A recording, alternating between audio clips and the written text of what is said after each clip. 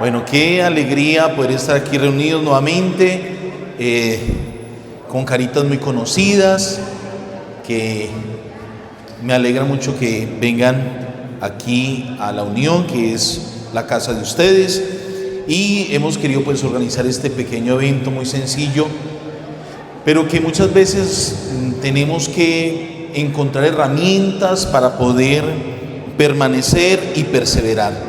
Y precisamente ese es el tema que voy a manejar en este ratico con ustedes: permanecer y perseverar, que es quizás de las cosas más difíciles que tenemos como comunidades parroquiales. En nuestros grupos parroquiales lo más difícil es la perseverancia, el perseverar. Llegan y hacen una experiencia de Dios, un retiro espiritual, el cursillo, llegan súper emocionados, súper contentos, pero al rato, a los días, a los meses, se desaniman. Y entonces les vamos a dar algunas herramientas, unas meditaciones muy sencillas que a mí me han servido muchísimo y que espero que también a ustedes les sirva. Voy a partir del Evangelio de San Juan, el capítulo 15, versos del 1 al 11. Dice así: Yo soy la vid verdadera y mi Padre es el labrador. Toda rama que no da fruto en mí la corta, y toda rama que da fruto la limpia para que dé más fruto. Ustedes ya están limpios gracias a la palabra que les he anunciado, pero permanezcan en mí como yo en ustedes. Una rama no puede producir fruto por sí misma si no permanece unida a la vid. Tampoco ustedes pueden producir fruto si no permanecen en mí. Yo soy la vid y ustedes las ramas. El que permanece en mí y yo en él, ese da mucho fruto, pero sin mí no pueden hacer nada. Mientras ustedes permanecen en mí, mis palabras permanecen en ustedes, pidan lo que quieran y lo conseguirán. Mi Padre es glorificado cuando ustedes producen abundantes frutos. Entonces pasan a ser discípulos míos. Como el Padre me amó, así también los he amado yo. Permanezcan en mi amor. Si cumplen mis mandamientos, permanecerán en mi amor, como yo cumplí los mandamientos de mi Padre y permanezco en su amor. Les he dicho todas estas cosas para que mi alegría esté en ustedes y su alegría sea completa. Palabra del Señor. Permanecer y perseverar. ¿Dónde permanecemos nosotros? Es curioso porque ¿dónde va uno? ¿Dónde lo pueden encontrar? Recuerdo que hace tiempos, cuando estaba en una parroquia, decían de un sacerdote: ¿dónde está el padre? Ah, está en la casa de Julano. ¿Y por qué permanecía allá? ¿O usted dónde le gusta ir? Ah, pues donde Julano. ¿Y por qué? Si nosotros nos dicen dónde permanecemos, o dónde estamos, o dónde vamos, ¿cuál sería la respuesta? ¿A dónde voy yo? ¿Dónde me tratan bien? ¿Cierto? ¿Dónde permanezco? Donde encuentro gente que me trate con cariño, donde somos valorados, donde nos sentimos amados. Entonces, ¿dónde permanecemos? Donde nos traten bien. Y fíjense ustedes, ¿dónde frecuentan ustedes? ¿Dónde son los lugares a los que ustedes van? ¿Dónde podrían encontrarlos? ¿Dónde está Julanito de tal? No, pues ese siempre está allí. ¿Y por qué? Porque allá lo tratan bien, porque allá se siente querido, porque se siente valorado. Uno no va a ir donde lo tratan a las patadas, ¿cierto? Si la suegra lo trata mal, usted no va a mantener feliz donde la suegra. Pero en cambio donde la mamá, donde la mamá muy bueno ir, ¿cierto? Porque mi mamá me mima, ¿cierto? Entonces, ¿dónde permanecemos? Donde nos tratan bien. Pero entonces, ahí, en ese permanecer, como nos lo cuenta la parábola de la vid que escuchamos, pues nosotros encontramos algunas dificultades, al menos 3 dificultades muy claras. Ustedes conocen aquí en la Unión, pues yo creo que imagino y todos conocen, cuando vienen de camino ven los cultivos de uva, ¿cierto? La vid. Entonces, imaginemos un cultivo de vid, una vid, unas matas bien frondosas, unos tallos bien frondosos de uva. Imaginemos que esa rama, imaginemos un emparrado allí, está la planta y hay una rama que sale hacia un lado. Pero resulta que esa rama la podaron, la cortaron, pero no la sacaron del emparrado, sino que la dejaron allí. Esa rama, cuando está allí, ¿se seca inmediatamente? No, es un proceso. Esa rama se va secando lentamente, lentamente. Las hojas se van marchitando lentamente. No es en un momento. ¿Por qué? Porque todavía dentro de la rama hay savia. Y por eso se conserva aún alguna vitalidad que cada día va siendo menor.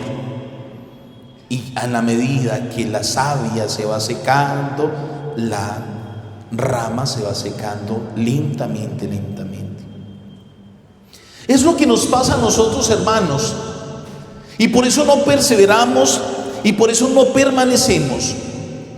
Porque la primera dificultad que encontramos nosotros es que muchas veces nosotros queremos tener una vitalidad y pensamos que podemos dar frutos, pero resulta que ya cortamos nuestra relación con Dios. Y entonces al haber cortado, pues usted se siente durante un tiempo, pues se siente todavía muy bien.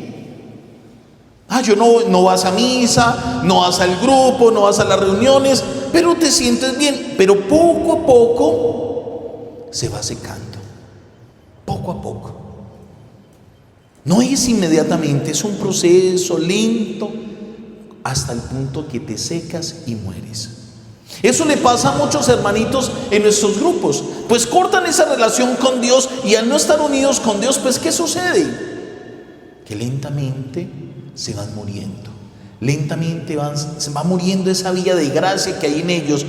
Poco a poco se acaba esa savia que hay en ellos. Es la primera dificultad, entonces, creer que podemos dar frutos, pero en realidad ya hemos cortado con Dios, estamos separados de Dios.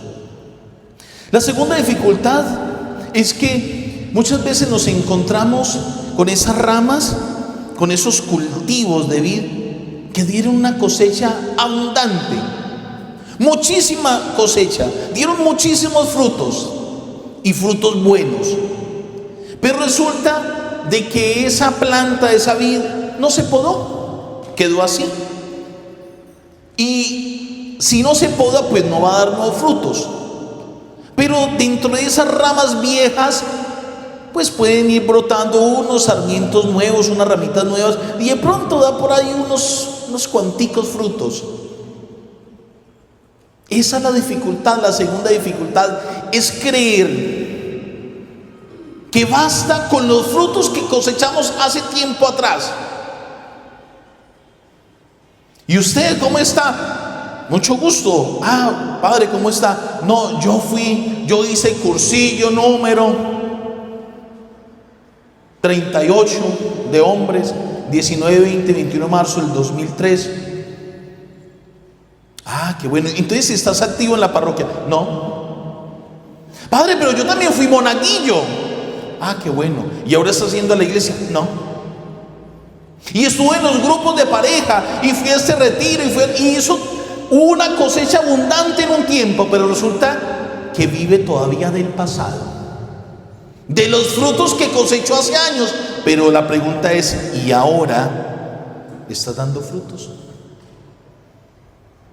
Quedan con el recuerdo.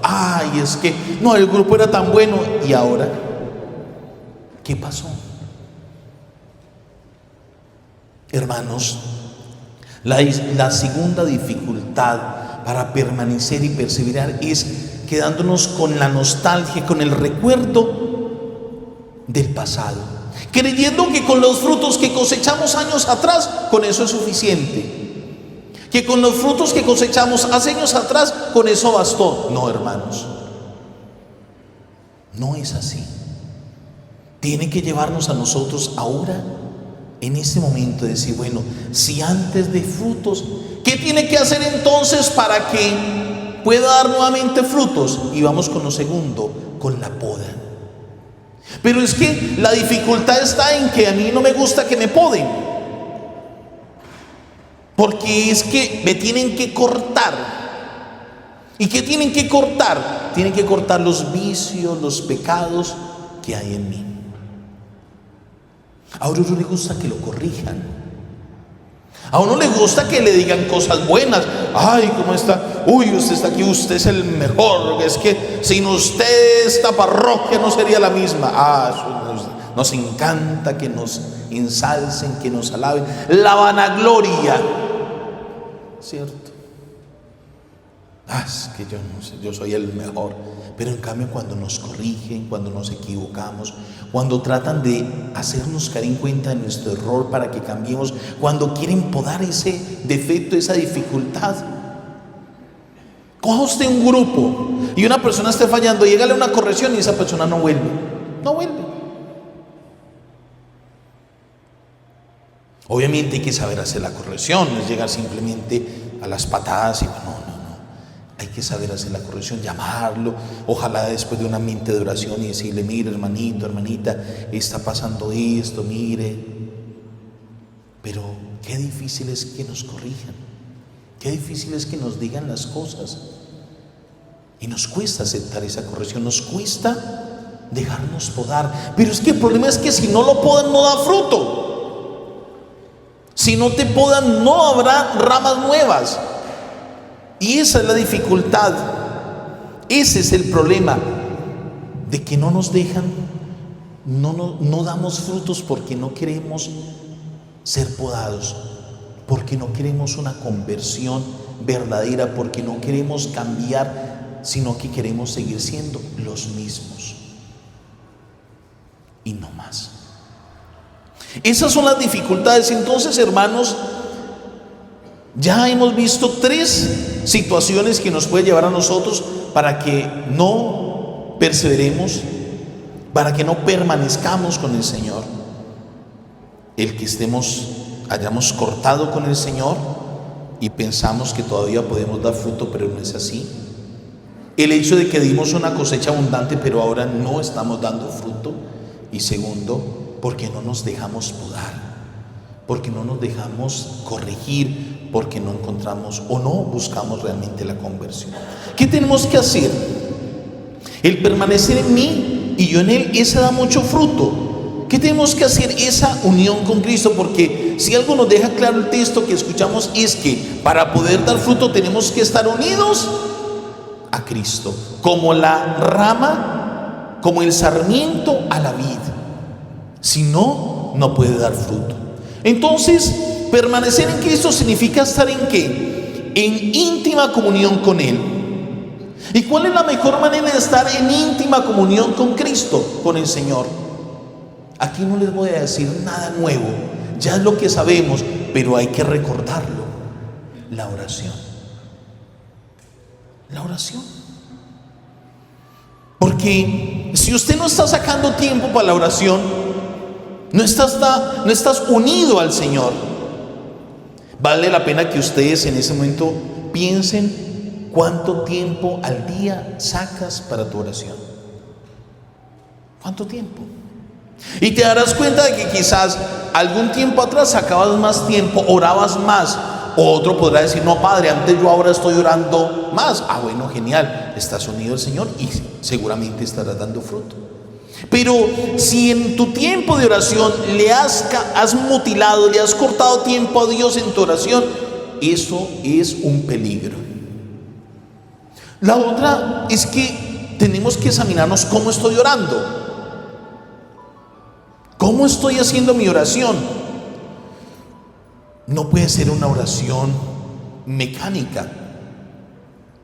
Hace unos días me decía uno de la parroquia, me decía: padre, yo hago el rosario todos los días, pero tengo miedo de que esa oración se me esté convirtiendo como en algo mecánico, porque como la hago todos los días, entonces termino yo como que en automático, y no quiero eso. Entonces le daba algunas herramientas. Bueno, pues usted tiene que meditar, tratar de sacar un espacio donde no estés haciendo otra cosa, sino que estés dedicado a eso, prepararte con un momento de oración antes de... O sea, parece curioso, pero es verdad, tendría que orar antes de orar. Es decir, pedir al Espíritu Santo que me dé la gracia de poder hacer con buen fruto esa oración, de que mis pensamientos estén allí en esa oración, de tratar de repetirla o de leerla si es necesario. Yo cuando celebro la Eucaristía, aunque hay muchas oraciones que uno se sabe ya de memoria por haber celebrado tantas Eucaristías, pues digamos que yo las sigo leyendo, porque al seguirlas leyendo eso me ayuda a estar concentrado allí. No lo hago como automático ahí, no, sino que trato de seguir leyendo y leyendo y leyendo como para tratar de estar concentrado, porque no es fácil. Entonces, ¿cuánto tiempo está sacando de oración? Y tiene que ser tiempo de calidad. Saca un momentico, pero uno podría aprovechar otros momentos también para hacer oración. Pone la meditación del Evangelio, vas al trabajo, pues pones en el carro o pones los audífonos mientras vas en la moto, y entonces pones la reflexión del Evangelio, una charla, una meditación. Eso te ayuda. Sacar momentos para orar. Segundo, viviendo según sus enseñanzas, las de Cristo. ¿Y cómo hago yo para vivir según las enseñanzas de Cristo? Pues leyendo la palabra de Dios, una lectura orante de la palabra de Dios. Vale, aquí entonces nuevamente, ¿cuánto tiempo estás sacando para la oración? Y segundo, ¿cuánto tiempo estás sacando para la lectura de la palabra de Dios? Mire que muchas veces tristemente estamos en la Eucaristía y la gente termina la lectura del Evangelio, y si uno le preguntara a la gente de qué era que trataba la lectura, cuál era la respuesta del Salmo, cuál era el Evangelio, y muchas veces la gente no se acuerda. Están de cuerpo presente, pero su pensamiento, su mente está lejos. Entonces, claro, ¿cómo voy a poder vivir según las enseñanzas de Cristo si yo no lo estoy escuchando? Si usted le dice a la hija, vea, vaya que me mandó y traigo... ¿Qué? ¿Mamá? ¿Qué? No, que vaya a la tienda y me haga el favor y me trae... ¿Qué, mamá? No le entiendo. Pues si usted no escucha bien, usted no sabe lo que tiene que hacer. Si usted no escucha bien, usted no sabe qué es lo que le está pidiendo el Señor. Si usted no escucha la palabra de Dios, mire, valdría con que meditara simplemente las lecturas de cada día. Que hay tantas aplicaciones o estos libritos que venden de 5 minutos de oración en familia, de pan de vida, bueno, todos estos libritos que vienen, con que usted hiciera la lectura de la secuencia de las lecturas de cada día, con eso bastaría. Con eso sería suficiente. Casi que solamente con el Evangelio sería suficiente. Entonces, la comunión íntima con Él por medio de la oración, viviendo según sus enseñanzas, según la palabra de Dios, recibiendo su gracia. Y ahí está que la vida sacramental. Muchos pueden vivir la gracia de Dios y no lo hacen. O muchos podrían casarse y no lo hacen. Una vez estábamos con unos viejitos, imagínense, tenían como 50 años de vivir juntos. O sea, ya estaban ya de 70 años pasaditos, con orden de captura en 2 cementerios distintos. Ya imagínense. Y entonces les preguntan, ay, qué bueno, y ustedes 50 años, qué bonito. Entonces van a celebrar las bodas de oro de matrimonio. No, no estamos casados. No. ¿Y qué están esperando? No, vamos a esperar unos días a ver. Unos días a ver, ¿qué más ya? Ya casi que pasan por el frente del cementerio y bostezan esas bodas cuando los ven. Y todavía que es que no, esperemos un poquitico a ver. ¿Qué más van a esperar? ¿Pero qué siguen esperando? 50 años de vida, hijos, nietos, bisnietos, y todavía siguen esperando. ¿Qué? Hay que vivir la gracia de Dios. Hay que vivir la vida sacramental. Vivir de la Eucaristía. ¿Cuántas Eucaristías has podido ir y no lo hiciste? Por quedarte en la casa descansando o por hacer otras cosas que pensabas que eran importantes. Muchas veces hasta la misma misa dominical la cambias por un paseo de olla. Pues hermanos, necesitamos la vida, la gracia de Dios que nos viene a través de los sacramentos. Otro, producir frutos que duren. ¿Y esos frutos cómo los podemos descubrir? Fácilmente en las obras de misericordia. Las obras de misericordia que son espirituales y corporales. Ahí está. Ese ya es un proyecto de vida. Si usted quiere dar fruto, demuéstrelo haciendo las obras de misericordia, realizando, cumpliendo con las obras de misericordia. Con eso es suficiente. Ahí está un programa de vida. Mantener la fe aún en las dificultades. Recuerden que le decía el Señor a sus discípulos: los que quieran ser discípulos míos, que se nieguen a sí mismos, que tomen su cruz y me sigan. Es decir, mantener la fe implica mantenerla también en las dificultades, en los momentos difíciles.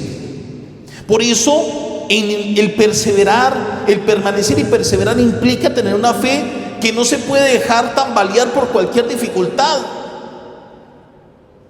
Entonces, ante el primer obstáculo, entonces me voy.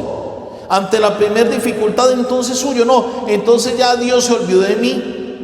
Un día estaba yo atendiendo a un joven en dirección espiritual y él llegó y me dijo: no, es que no vengo a confesarme, vengo a hablar con usted. Y yo: bueno, sí, cuénteme. Es que estoy enojado con Dios. Y yo le dije: pues si estuviera enojado Dios, ni estaba en misa. Perdón, él me dijo: es que no creo en Dios. Y yo dije: no, pues si no creyera en Dios, ni estaba en misa, no hubiera venido a hablar con el Padre. Entonces yo le dije: no, vea, usted no es que no crea en Dios, usted lo que está es enojado con Dios. Cuéntenme qué le pasó. Y le dije yo, pues por charlar ahí, ¿quién se le murió? Y soltó a llorar. Se le había muerto el abuelo. El papá lo había abandonado, o sea, nunca tuvo papá. Y el que hizo las veces de papá fue su abuelo materno. Y el abuelo se enfermó y él iba todos los días a misa, le pedía al Señor: Señor, no te lleves a mi abuelo, Señor, déjame a mi abuelo. Y el abuelo se murió. Claro, estaba enojado con Dios. Estaba enojado con Dios porque él sentía que Dios le había quitado a su abuelo, que era lo más importante para él. Pues hermanos, le decía ya, le da un sentido cristiano a la muerte. Es decir, ¿qué significa realmente la muerte? La muerte es ese estar con Dios. Pero muchas veces nosotros, ante el primer obstáculo, entonces nuestra fe comienza a tambalear. Y no puede ser así. No basta con ser cursillista o estar en una comunidad o ir a la parroquia. Hay que vivir la gracia cumpliendo el mandamiento del amor. Es que no basta simplemente con que usted diga: no, yo soy cursillista, no, yo sirvo en la parroquia. Pero si no cumples el mandamiento del amor, cumpliendo el amor, cumpliendo ese mandamiento, nosotros podemos permanecer. Ahora, el hecho de perseverar, que la primera parte era permanecer, ahora perseverar. Perseverar en Cristo significa estar ¿en qué? Y aquí hay un tema que es muy importante. El perseverar implica estar en plena obediencia a Cristo. A Cristo y a la iglesia. Porque hermanos, miren, si no hay obediencia, ¿cómo descubro yo que una persona tiene fe?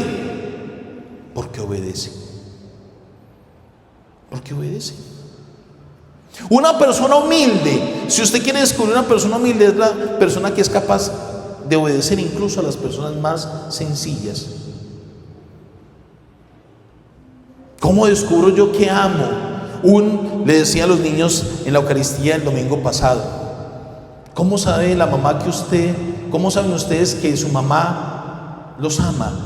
¿Y cómo le demuestran ustedes a su mamá que la aman? Y los niños decían: pues si le hago caso.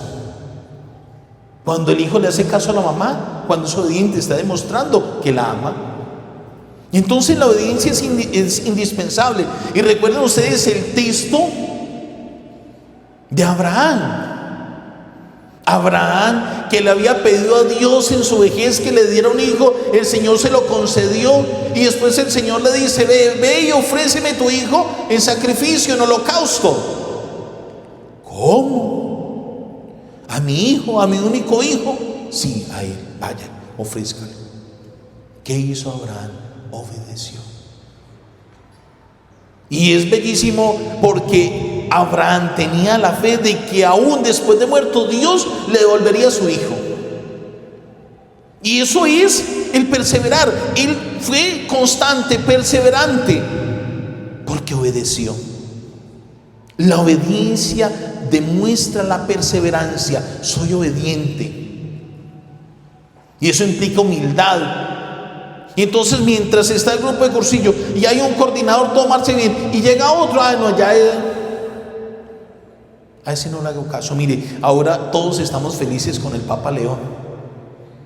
Cuando el Papa León lo nombraron superior de los agustinos, eso era, vean, de lo más pupi.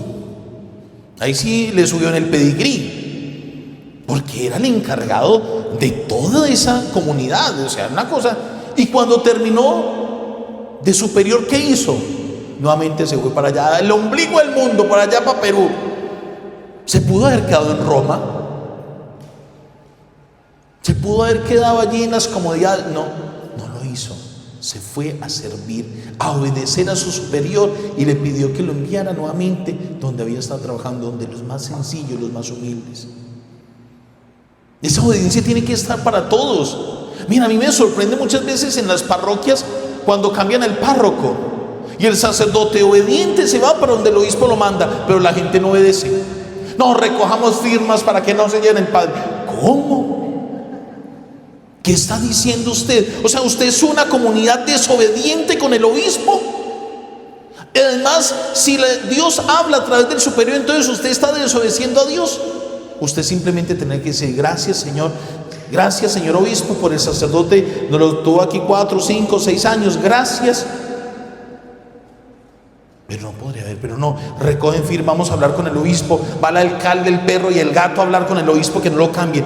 Venga, ¿dónde está la obediencia? Entonces, eso demuestra que esa comunidad no es perseverante y que no tiene fe. No tiene fe. ¿Cómo más podemos perseverar? Manteniendo el compromiso.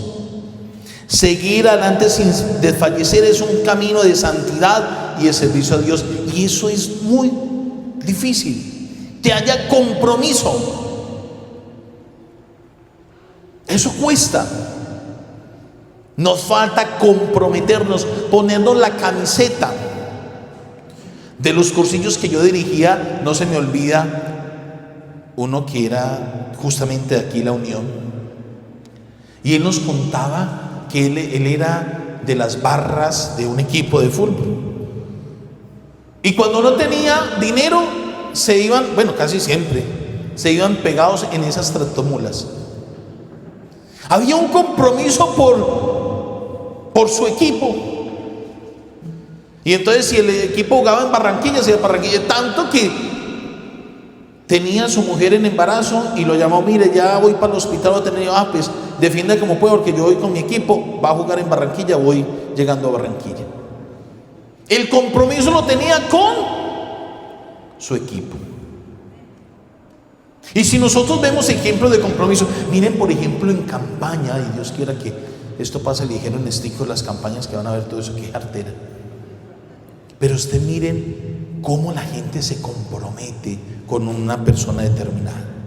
Puede tener todo el historial manchado y ser la persona más deshonesta que todo el mundo lo sabe, pero una persona se compromete con ella esperando un puestico en la alcaldía, pero lo defiende acá, está ahí un compromiso, y eso van, visitan veredas y vamos y van allá a la vereda, van a la otra, vamos a este encuentro, busca gente para la reunión. Y yo diría: oiga, ¿será que pudieran hacer eso también para Dios? ¿Será que esa misma persona, si le dijera: vámonos para misión? Hace una semana tuvimos misión, pues obviamente uno entiende que muchos trabajan, pero apenas fuimos 22 personas para misión al Balsal. Y bueno, ¿y la parroquia? ¿Cuántos están en los grupos parroquiales? No sé, 200, 300 personas tenemos ahora en el grupo de la parroquia, todos los grupos, entre comunidades, entre Maús, entre cursillistas, catequistas, proclamadores. ¿Y entonces dónde están nosotros? Y uno dice, bueno, ¿será que hay ese mismo compromiso con Dios? No lo hay. No hay ni siquiera el compromiso de ir a la reunión semanal. No hay ni siquiera ese compromiso. Entonces, ¿cómo vas a perseverar si no tienes compromiso? Pero es que tu grupo es el que te salva, tu grupo es el que te acompaña, tu grupo es el que te ayuda. Porque tú solo no puedes. Vas a ser como esa rama que ya está podada, que cortó con tu grupo y está sola. Esas te vas a secar muy pronto. Necesitas del grupo, necesitas de la parroquia, necesitas de tu familia, que es la iglesia, para poder perseverar. Si no, no podrás perseverar. Y entonces uno se da cuenta de que las personas que están por ahí con dificultades son los primeros que se alejan del grupo. No volvieron al grupo ni a la parroquia. Ve, Julanito que no lo volvieron. Padre, si supiera. Claro, porque como llega la vergüenza, el pecado, entonces me aleja totalmente de Dios. No, qué pena. No, hermanitos, necesitamos compromiso. La perseverancia nos permite soportar las pruebas y crecer en el amor. Eso hace la perseverancia. El perseverar nos permite soportar las pruebas y crecer en amor.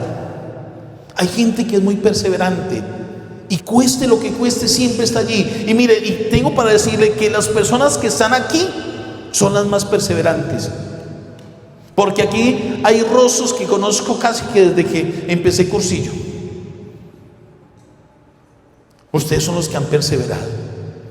Las caras son muy conocidas, ya nos conocemos, ¿cierto? ¿Quién no conoce a Arley de Zaragoza? No, pues es más conocido. En todo está. Vea, se vino en bus solo, vea, aquí no. Esos son los perseverantes. Y cuando estaba en Zaragoza, el primero que llega a la reunión. Y ven reuniones que estábamos reunidos 3: Lince, Maribel y Arley. Y era la reunión de cursillo, éramos 4 con el padre. ¿Sí o no, Arley? Pero eso es, hermanos, que haya un compromiso, que haya una perseverancia. Pero es que apenas hay uno, hay solo 2. Bueno, pues entonces ya somos 3. Pero que haya un compromiso de verdad. Hay un texto que a mí me gusta mucho, que es el texto de la transfiguración, y escuchen, hermanos. Sucedió que unos 8 días después tomó consigo a Pedro, Juan y Santiago y subió al monte a orar. Y sucedió que mientras oraba, el aspecto de su rostro se mudó y sus vestidos eran de una blancura fulgurante. Y aquí que conversaban con él 2 hombres que eran Moisés y Elías, los cuales aparecían en gloria y hablaban de su partida que iba a cumplirse en Jerusalén. Pedro y sus compañeros estaban cargados de sueño, pero permanecían despiertos y vieron su gloria y a los 2 hombres que estaban con él. Y sucedió que al separarse ellos de él, dijo Pedro a Jesús: Maestro, qué bueno estar aquí. Vamos a hacer 3 tiendas, una para ti, otra para Moisés y otra para Elías, sin saber lo que decían. Estaba diciendo estas cosas cuando se formó una nube y los cubrió una sombra, y al entrar en la nube se llenaron de temor. Y vino una voz desde la nube que decía: Este es mi hijo, mi elegido, escúchenlo. Y cuando la voz hubo sonado, se encontró Jesús solo. Ellos callaron y por aquellos días no dijeron nada de lo que habían visto. Palabra del Señor. Miren ese texto de la transfiguración. Lo primero que hay que resaltar es que la transfiguración vino como fruto ¿de qué? De la oración. Tomó Jesús a Pedro, Santiago y Juan y subió al monte a orar. Ahí se transfiguró. La transfiguración viene como fruto de la oración. Pues precisamente eso es lo que el Señor quiere de nosotros, que nos transfiguremos, y tiene que ser como fruto ¿de qué? De la perseverancia en la oración. Después, ¿qué sucedió?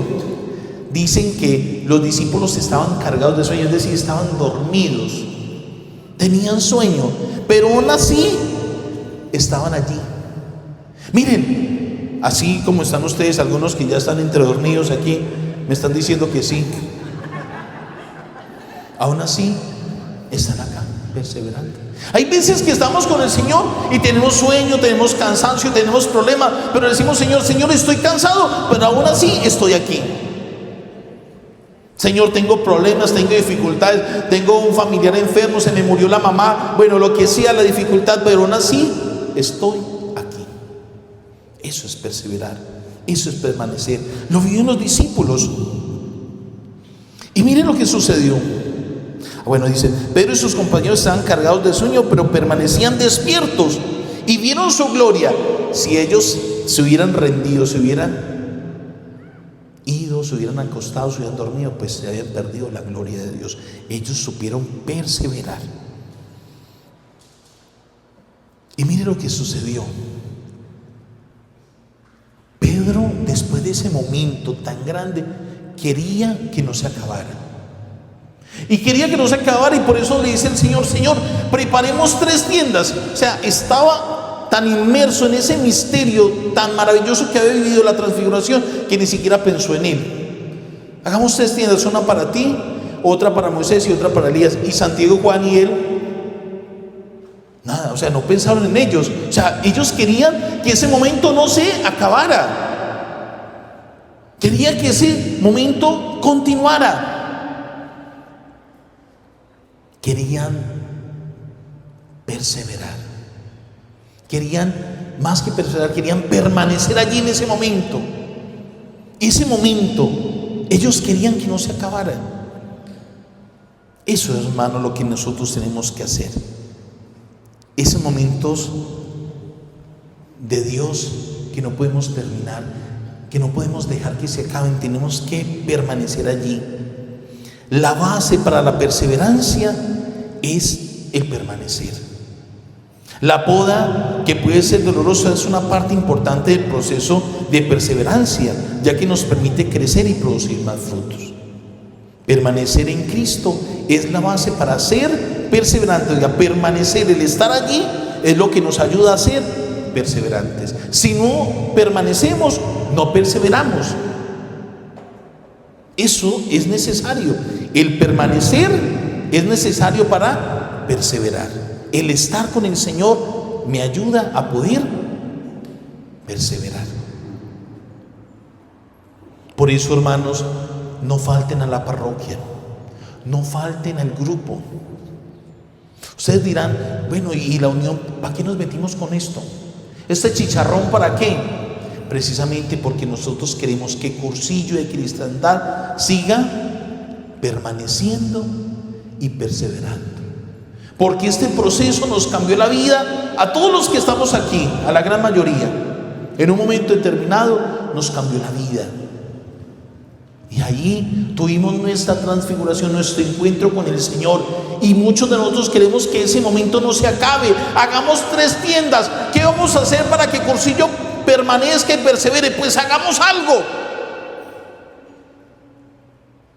Y ese movimiento que era el más fuerte de la diócesis, entonces, ¿qué pasó? Nos toca, hermanos, a nosotros. Nos toca a cada uno de nosotros ir a nuestros grupos, y nosotros somos los primeros que tenemos que permanecer y perseverar, y así nuestro grupo comenzará a dar frutos y comenzarán a regresar y comenzarán a llegar nuevamente, y mandaremos nuevas personas a realizar ese encuentro con el Señor como lo tuvimos nosotros, y nuestro grupo, nuestra familia Cursillo crecerá. Pero si nosotros, hermanitos, no perseveramos, si nosotros no permanecemos, será muy difícil, será muy complicado. No podremos hacerlo. La perseverancia es lo que permite que nuestra vida unida a Cristo produzca frutos de buena calidad que den gloria a Dios. Ahora vale la pena que reflexionemos qué frutos están dando nuestros grupos. ¿Qué frutos se están dando en la parroquia? Si estamos evangelizando, estamos siendo fermento, estamos viviendo el 4.º día, estamos siendo fermento para la masa, estamos siendo luz para los demás, o simplemente nos estamos quedando para nosotros mismos. En resumen, la parábola de la vid nos enseña que para producir fruto debemos permanecer en Cristo y perseverar en su camino, incluso a través de las dificultades. La unión con Cristo nos da la fuerza para mantenernos firmes en su presencia. Amén. Vamos